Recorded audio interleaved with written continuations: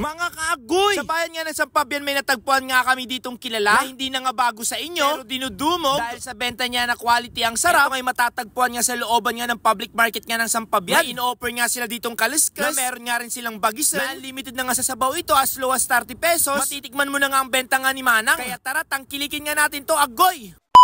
Napasugod nga ako sa bayan ng Sampabian dito sa Pangasinan. Dahil meron nga kilala nga dito na nagbebenta ng kaliskas at bagisan. Almost 50 kilo nga na laman loob ng baka ang nauubos nga nila kada araw. Ito nga si Manang sa kilalang pangalang Reggie. Nakapesto nga sila sa looban nga ng public market nga ng Sampabian. At 3 years na nga silang nagbebenta dito. Kahit anong unos nga ang duman sa buhay, talagang patuloy nga sila sa pagbebenta nga dito. Isa nga sila dito sa pinakamasarap nga na nagbebenta nga ng kaliskas at bagisan. Kaya kung taga Sampabian ka, alam na alam mo nga to. Kaya ngayong araw ay matitikman nga natin ang pinagmamalaki nga nilang kaliskas at bagisan nga dito sa Sampabian. Open nga sila everyday at nagbubukas nga sila ng alas 4 ng madaling araw. Naubos nga ito until last supply. Kaya kung mapapadaan nga kayo mismo sa bayan ng Sampabian, subukan nyo nga ito. Dahil alam ko magugustuhan nyo kapag natikman nyo nga itong benta nga ni Manang Reggie. Nasa edad na 47, dito niya nga binubuhay ang kanyang pamilya. Makikita naman natin ang customer niya na sarap nga sa kanilang binibenta. Kaya tara mga kaagoy dito, tikman nga natin ito. Dahil mapapawaw ka sa lambot at sarap. Lalong-lalo na kapag natikman mo nga ito, as low as 30 pesos, ay pwede ka naman makakain na binibenta nga nilang kaliskis at bagisan. O mga kaagoy, yung ganitong luto, anong tawag kaya sa inyo? Panigurado, meron din kasing tawag sa ganito sa inyo. At ang pinakamaganda pa nga dito, unli sabaw nga sila. Kung saan, paulit-ulit mo nga tikman ang kanilang sabaw. At dahil andito na nga tayo, syempre, hindi tayo magpapauli. Kumuha nga tayo ng tagi-isang order. Nakapag-order nga rin tayo ng 2 kanin. Dahil mas masarap nga ang kaliskis at bagisan kapag may kanin. Sino ba namang hindi matatakam sa ganitong benta? Kung kumakain naman kayo ng dugo, pwede naman kayong magpalagay. Option nga yan, best. Dahil meron nga tayong mga kapatid na hindi nga kumakain ng dugo. Grabe, tsura pa lang ay talagang panalo. Kaya tara, tikman na nga natin ito pinagmamalaki ng Sampabian. 50 pa lang ay talagang marami ng laman. Walang vlogger pagdating sa pagsukat. Legit na marami nga sila talagang nilalagay nga dito sa ating binibili sa kanila. At napakarami nga ang sabaw na pwede mo nga kainin dito. Dito pa naman kalaki na kasirola. Ay panigurado, best, hindi mo yan mauubos. Kaya tara, tikman na nga natin ito. Sa mga hindi pa nga nakakakain ng ganitong klaseng pagkain, makatikim nga kayo ng ganito, pwede nyo nga silang puntahan. Marirate ko nga sa ganitong pagkain na pagbenta nga nila, 9/10. 1% nga para sa akin ay yung kasarapan ko.